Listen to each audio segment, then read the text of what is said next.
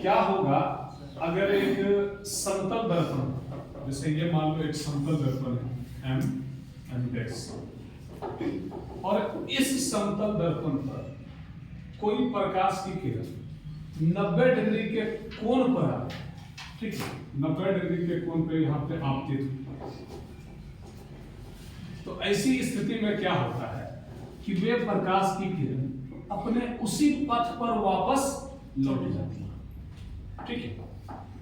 इस स्थिति में अगर हम देखें तो आपतित किरण भी यही है, परावर्तित किरण भी यही है, और अभिलंब भी वही है। तो अगर हमसे कोई पूछेगा कि बताओ अभिलंब और आपतित किरण के बीच में कितना का कोण बन रहा है, तो क्या कोण बन रहा है? 0 डिग्री। तो यहां पर आपतन कोण, परावर्तन कोण दोनों का दोनों 0 डिग्री हो जाता है। और हमेशा याद रखना, चाहे समतल दर्पण हो या कोई भी दर्पण, अगर उस पर प्रकाश की किरण 90 डिग्री के कोण पे आपतित होता है तो वो अपने मूल पथ पर ही वापस लौट जाएगा। बात क्लियर है? तो यहां पर देखो यही बात बोले, यदि किसी समतल दर्पण पर प्रकाश की किरण लंबवत पड़े तो परावर्तन के बाद वह अपने ही पथ पर वापस लौट जाए। ये हो गया एक छोटा सा, याद रखना। देखो इसी चीज का यहां पे यूज हुआ है। अब एक और चीज है इमेज, प्रतिबिंब क्या होता है। हम सब जो है आजकल कैमरा का जमाना है, तो खूब देखते हो, तनियो सब कुछ इवेंट होता है, पट से प्रतिबिंब निकाल लिया जाता है, मतलब फोटो निकालते होगे सब कुछ हो, शादी विवाह है, हमारे वो कैमरा वाला को अलग देने रहते हैं 8,000 10,000 का साटा, एक एक इवेंट को प्रतिबिंबित करना है, माने उसका फोटो निकालना है, वीडियो बनाना है।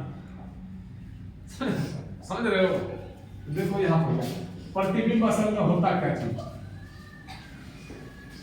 कहता है जब किसी पिंड से, पिंड माने कोई वस्तु से,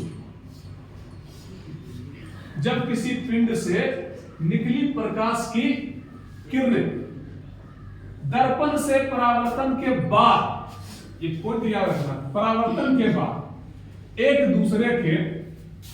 दूसरे को जिस बिंदु पर काटती है या काटती हुई प्रतीत होती है, उस बिंदु पर पिंड के समान ही एक आकृति बनता है, जिसे पिंड का प्रतिबिंब। अभी समझ में नहीं आया, अभी देखो यहां पर या उसी चीज को दिखा, मान लो ये एक समतल दर्पण माने दर्पण है। अब उस दर्पण के सामने यहां एक पेंसिल रखा हुआ है, ठीक है। तो पेंसिल से मान लो कि पेंसिल के किसी भी बिंदु से, सूर्य का प्रकाश तो सब पे पड़ ही रहा है, तो पेंसिल से के इस बिंदु से दो किरण निकलता है। एक किरण जो कि उस दर्पण पर सीधे गए, जब लंबवत पड़ेगा तो क्या होगा, वो अपने पथ पर वापस लौट जाएगा। ये प्रकाश की किरण सीधा पड़ा, अपने पथ पर वापस लौट गया। एक और किरण को भेजा इधर, और वो परावर्तन के नियम के अनुसार जितना के आपतन कोण बनाया उतने के परावर्तन कोण बनाते हुए वो लौट गया इस तरह से उस मार्ग में, इसका परावर्तन हो गया। अब देखो ये किरण सीधा इधर जाएगा, ये किरण नीचे भागेगी, क्या आगे दोनों के मिलने की संभावना है? नहीं। लेकिन अगर इसको थोड़ा पीछे की तरफ बढ़ाएं तो ऐसा लगता है जैसे ये दोनों किरण इस बिंदु से निकल रहा है। तो देखो जब किसी वस्तु से निकली प्रकाश की किरण दर्पण से परावर्तन के बाद जिस बिंदु पर एक दूसरे से मिलती है, वो तो संभव नहीं है इसमें, या जिस बिंदु से आती हुई प्रतीत होती है, यानी जिस बिंदु पर वह मिलती हुई प्रतीत होती है या उस बिंदु से आती हुई प्रतीत होती है, उस बिंदु पर इस वस्तु के जैसा ही एक आकृति नजर आता है। जैसा ये वस्तु है वैसा ही आकृति नजर आएगी। और उसी आकृति को इस वस्तु का प्रतिबिंब। और समझ रहा है, तो वस्तु है, उससे निकला प्रकाश का किरण दर्पण से परावर्तन के बाद जिस बिंदु पर एक दूसरे को काटे या जिस बिंदु से आता हुआ प्रतीत हो, तो उस बिंदु पर वस्तु के जैसा ही एक आकृति बनता है जिसको कि इस वस्तु का प्रतिबिंब। बात क्लियर है? ये हुआ प्रतिबिंब। हम सब जितना भी आईना में देखते हैं, भोरे भोर उठता होगा, ऐसे तो आता नहीं होगा, सब आईना देख के ही आता होगा। तो आईने में जो चीज तुम देख रहे हो वो क्या है? तुम्हारा प्रतिबिंब। जैसा तुम होते हो वैसे आईना में दिखता है, कुछ अलग दिखता है, सेम दिखता है कि नहीं? तो वही जो प्रतिबिंब होता है वह वस्तु के ही समान होता है। तो ये प्रतिबिंब की परिभाषा होगी। बोलो, यहां तक क्लियर है? अब देखो, प्रतिबिंब जो है दो तरह का हो सकता है। एक प्रतिबिंब तो तुम जानते हो कि चलो ये दर्पण के पीछू में बन रहा है, पीछू में बन रहा है, लेकिन पीछे हाथ दोगे तो कुछ नहीं, दर्पण के पीछे बन, दर्पण के अंदर बन रहा है। एक प्रतिबिंब ऐसा होता है जो दर्पण के सामने में बनता है, और उनको अगर तुमको देखना है तो पर्दा लगाना पड़ेगा दर्पण के आगे में, उसके आगे कोई पर्दा लगाओगे तब जाके पर्दा पे वो चित्र तुमको नजर आएगा। ऐसे चाहोगे कि देख ले तो संभव। तो इस आधार पर मतलब अगर देखा जाए तो प्रतिबिंब दो प्रकार के होते हैं। बताएं यहां, तो प्रतिबिंब दो प्रकार के होते हैं।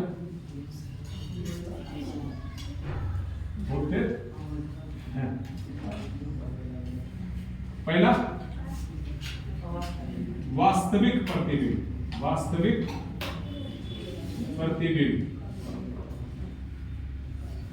इसको बोलते हैं रियल इमेज। Real image. और एक होता है काल्पनिक या आभासी प्रतिबिंब। काल्पनिक या आभासी प्रतिबिंब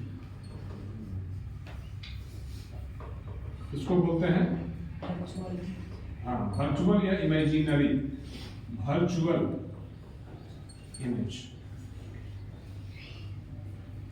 ठीक, चलिए यहां तक नोट करो।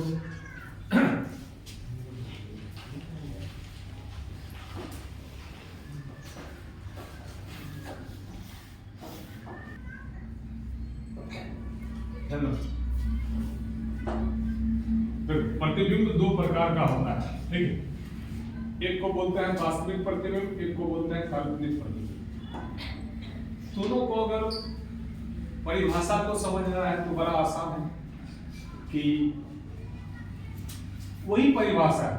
अगर असली में परावर्तन के बाद, यानी वास्तव में परावर्तन के बाद अगर वो काटे तब जो प्रतिबिंब बनेगा उसको हम बोलेंगे वास्तविक प्रतिबिंब। वास्तव में कटा तो वास्तविक प्रतिबिंब।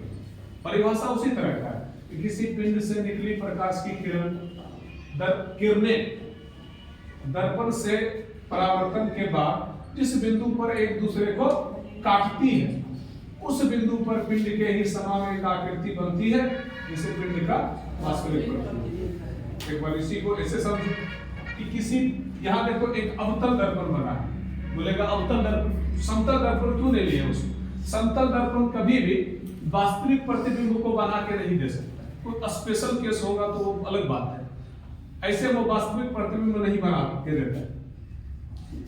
तो वास्तविक प्रतिबिंब प्राप्त करने के लिए क्या करना होगा? एक अवतल दर्पण का इस्तेमाल करना पड़ेगा। तो यहाँ पर यह देखो एक अवतल दर्पण। ये दर्पण कैसा होता है? एक प्लेट के समान ही गोल समझो, लेकिन उसका जो जिस जहां पर इमेज बनता है, प्रतिबिंब बनता है, वो हिस्सा अंदर की तरफ धसल हो, ठीक है, अंदर की तरफ धसल हो। तो जिस दर्पण का परावर्तक सतह अंदर की ओर धसा उसको कहते हैं अवतल दर्पण। तो एक अवतल दर्पण ले लिए, इस तरह से अंदर धसा दिया। अब यहां पर एक वस्तु, इससे दो किरण निकला, मान लो एक किरण इधर निकला, ये परा और इस दर्पण के फोकस से होकर गुजर जाता है। आगे चल के अभी समझ में आएगा फोकस क्या होता है। ये फोकस से होके गुजर गई। एक किरण और आया, जितना के आपतन कोण बनेने था उतने के परावर्तन कोण बनाते हुए लौट गए।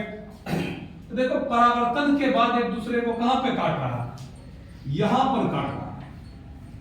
कब तक बोलेगा ऐसे तो काट रहा है, ऐसा पे देखो एक किरण जा ही रहा है, एक किरण लौट चुका है। दोनों परावर्तन के बाद जहां काट, तो दोनों परावर्तन के बाद यहां पर एक दूसरे को कट कर रहा है। तो यहां पर इसी वस्तु के जैसा एक उल्टा प्रतिबिंब दिखाई देता है, जिसको बोलते हैं इस वस्तु का वास्तविक। माने ऐसा ये वस्तु सीधा तुम रख रहे हो, उसका प्रतिबिंब तुमको कैसा दिखाई देगा? क्या ये प्रतिबिंब दर्पण के पीछे बना हुआ है, दर्पण के सामने में बना नहीं? ये होता है काल्पनिक प्रतिबिंब में वही बोला हो गया। इसमें वास्तव में ना कट के किसी बिंदु से आता है, किसी बिंदु से आती हुई प्रतीत होती है। जैसे ये उधर भाग रहा है, ये इधर भाग रहा है, लग रहा है दोनों किरण जो है इस बिंदु से निकल रहा है, तो उसका प्रतिबिंब यहां पर बन जाता है। ठीक है, तो ये दो तरह के प्रतिबिंब होते हैं, एक वास्तविक प्रतिबिंब और एक काल्पनिक। चलो इसको समझने के बाद आओ अब दोनों में एक अंतर बनाते हैं। ठीक है, दोनों में क्या क्या अंतर है? हाँ चलो हटा इसको। कौन पर तेजी करो तो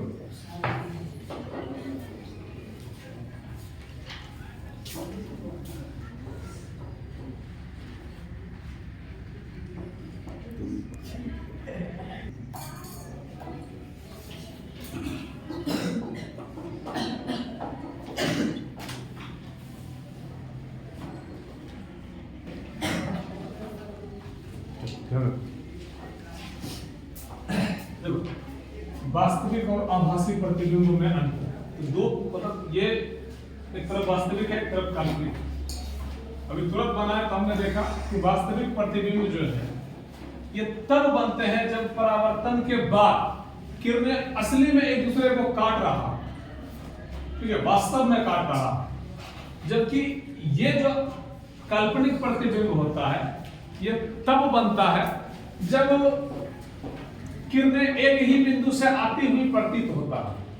वहां जो किरण आरेख बनाए थे उसमें हम सब देख सकते हैं कि इसमें किरणें एक बिंदु से आती हुई प्रतीत होती है, इसमें किरणें एक दूसरे को वास्तव में काटती है। ओए कहां ध्यान है?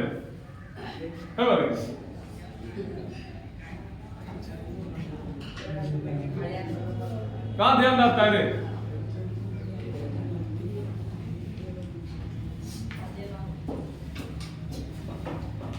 यह प्रतिबिंब दर्पण के कहां बनता है? सामने में बनता है।